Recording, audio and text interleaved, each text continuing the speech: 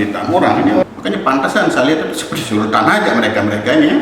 Mulai rumah bertingkat, mulai punya mobil, motornya juga motor yang kita saja pegawai negeri ya, kita saja kepala desa belum sanggup beli, mereka sudah punya.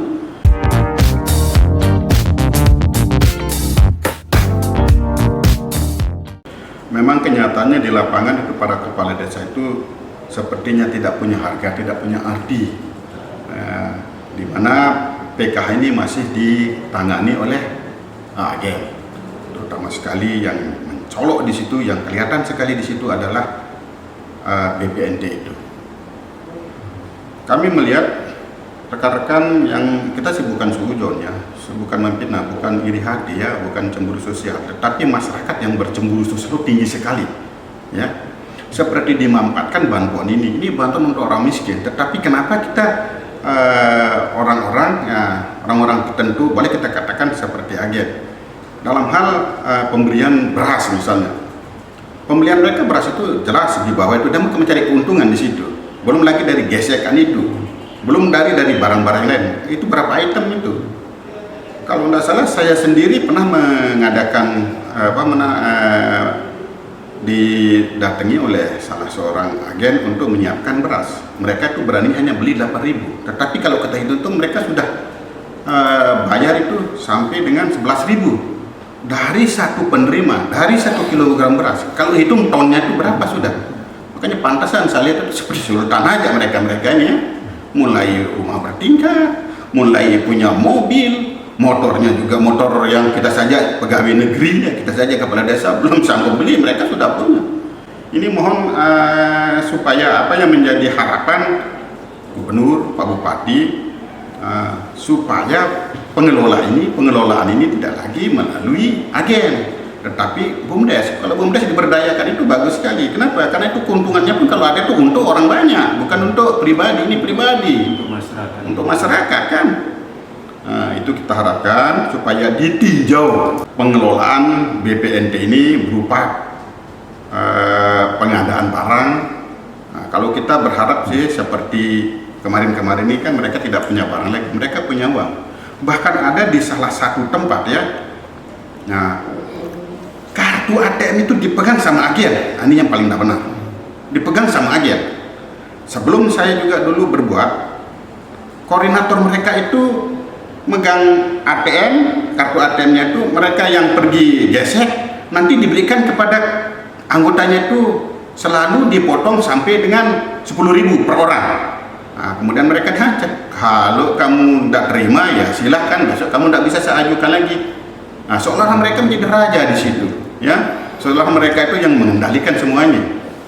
Nah, kemudian ujung-ujungnya mereka datang, masyarakat itu yang tidak puas dan sebagainya itu melapor ke kepala desa. Kita berharap dinas sosial bisa memberikan informasi ke atas keadaan ini, dan mudah-mudahan bisa tidak lagi dikoordinir oleh untuk kepentingan orang yang mencari kepentingan pribadi.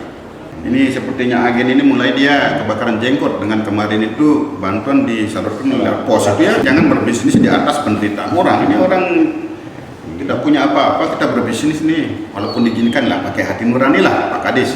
Pertama menyampaikan terima kasih atas kehadiran ataupun kedatangan Pak Kepala Desa, Pak Muiz, sahabat saya dari dulu, dan dia melakukan ketua forum dari Kepala Desa untuk menyampaikan harapan-harapan dan permasalahan ini yang kita harapkan. Jadi kalau kita tidak mendapatkan masukan, saran, usul, pendapat, kritik apapun dari teman-teman yang langsung di lapangan, tentunya kita anggap pikirannya sudah oke-oke aja di lapangan, padahal belum tentu semua itu. Jadi mengenai berkaitan dengan itu, yang pertama bahwa saya masuk 3 bulan ini sedang mempelajari semua permasalahan-permasalahan, mekanisme SOP apa saja program yang ada di Kementerian Sosial sampai ke bawah ini. Yang saya catat pertama bahwa di Tupoksi kebetulan Pak Muiz kalau dinas kabupaten itu tugasnya hanya mengawasi, melakukan monitoring, memastikan bahwa bantuan-bantuan yang disampaikan pusat melalui mitranya itu sampai ke sasaran.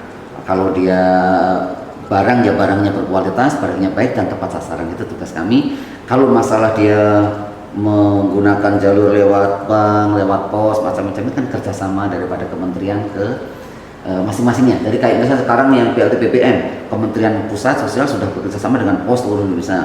Bulan kemarin dia bekerja sama dengan Himbara lewat bank macam-macamnya. Nah ini yang kadang-kadang kita juga kalau ditanya dari bawah, kenapa yang kemarin melalui berupa barang melalui dia agen warung kok sekarang lewat pos, kami hanya menyampaikan itu kebijakan pusat. Namun demikian tentunya pusat juga akan menerima saran pendapat apa bagaimana permasalahannya kalau yang disampaikan Pak Kepala Desa tadi semua. Jadi tentunya kami juga akan mencatat dan membuat kajian kekurangan kelebihan apa program-program yang selama ini dijalankan. Jadi kalau misalnya kayak agen gitu, agen kan bunyinya sudah jelas kan agen BRI Link gitu kan, berarti sudah jelas agennya bank ke sana. Di setiap agen itu dia akan membuat lagi buat dia namanya Ewaro. Jadi setelah dia dapat uangnya cair dari pusat yang sasarannya sudah usulan dari data-data yang dikasih dari pusat. Jadi data-data yang mendapat bantuan itu SP2D-nya dia juga langsung dari pusat langsung ke sana. Misalnya kalau BNPT macam dia langsung ngasih ke BRI yang dapat namanya ini.